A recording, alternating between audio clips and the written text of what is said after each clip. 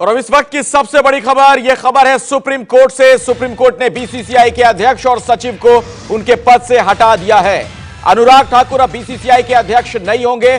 Justice Lodha committee की जो सिफारिशें थी वो ना मानने की सजा दी गई है बीसीसीआई को। बीसीसीआई के बॉस को सुप्रीम कोर्ट ने हटा दिया है।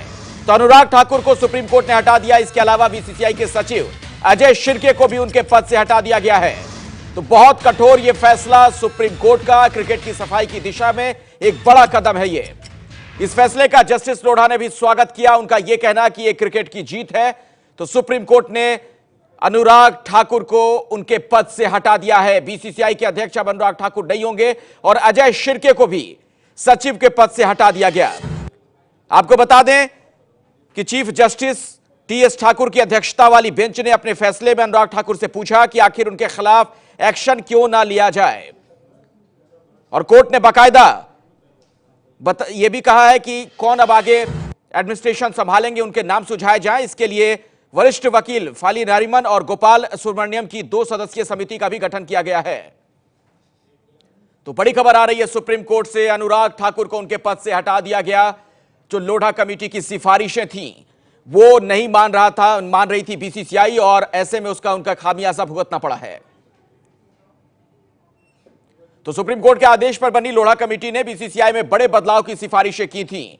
लोढ़ा कमेटी ने कहा था कि बीसीसीआई फैसले लागू करने में आनाकानी कर रहा है, उसका अड़ियल रवैया देखने को मिल रहा है। सुप्रीम कोर्ट ने बीसीसीआई से कहा था कि हमें फैसले लागू करवाना आता है, यानी आगे सख्ती बरत सकती है सुप्रीम कोर्ट। इस तरह के संकेत दिए गए थे। बीसीसीआई लोढ़ा कमेटी की सिफारिश लागू करने के लिए तैयार नहीं था। हालांकि अनुराग ठाकुर ने यह जरूर कहा था कि 80% सिफारिशें हमने मान ली हैं, कुछ चीजों को लेकर दिक्कत है। निपुण सहगल इस वक्त हमारे साथ जुड़ चुके हैं इसी खबर पर और ज्यादा जानकारी के साथ सुप्रीम कोर्ट से। निपुण, और क्या कुछ महत्वपूर्ण रहा सुप्रीम कोर्ट के फैसले में? देखिए, सुप्रीम कोर्ट ने अनुराग ठाकुर को बाहर किया, अजय शिर्के को बाहर किया, अड़ंगा डाल रहे सभी राज्य क्रिकेट संघों के पदाधिकारियों को बाहर किया।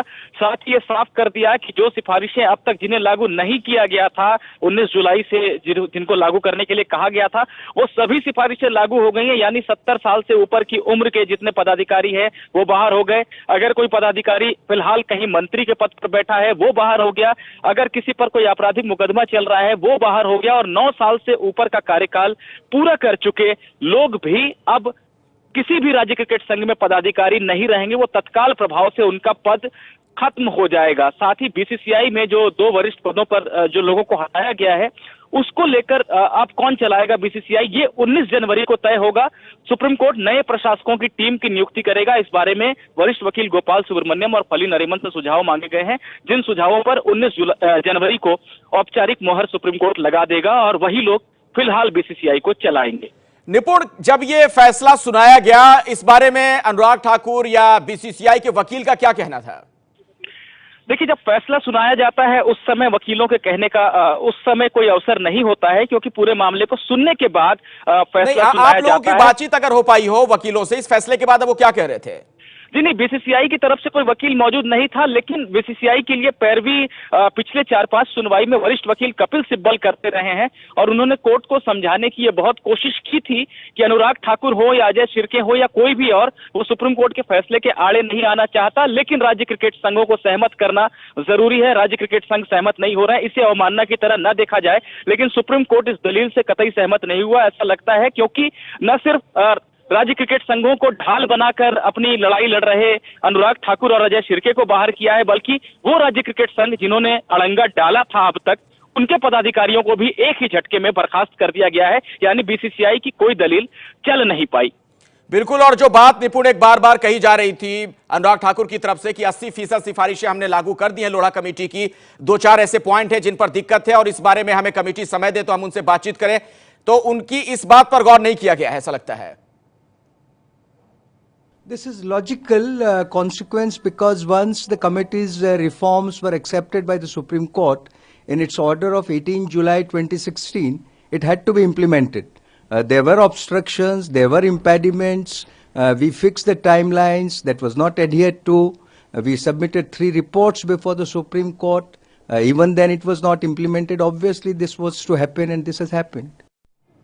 तो जस्टिस लोढ़ा के चेहरे पर मुस्कान और उनका यह कहना है कि यह क्रिकेट की जीत है। इसके अलावा और भी जो प्रतिक्रियाएं मिल रही हैं, जो क्रिकेट से जुड़े लोग हैं, उनका यह कहना कि क्रिकेट की सफाई के लिए यह बेहतरीन कदम है। सुप्रीम कोर्ट ने जो यह बड़ा फैसला सुनाया है, सुप्रीम कोर्ट के आदेश पर ही लोढ़ा कमेटी का गठन हुआ था और बीसीसीआई में बड़े बदलाव की सिफारिश की गई थी।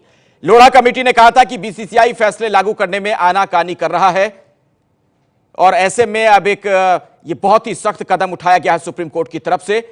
बिशन सिंह बेदी ने यह कहा कि फैसले से मैं संतुष्ट हूं, क्रिकेट की सफाई होगी और दरअसल यह फैसला ना सिर्फ क्रिकेट की सफाई के लिए बल्कि बाकी जो खेल संघ है उनकी सफाई के लिए भी एक नजीर साबित हो सकता है।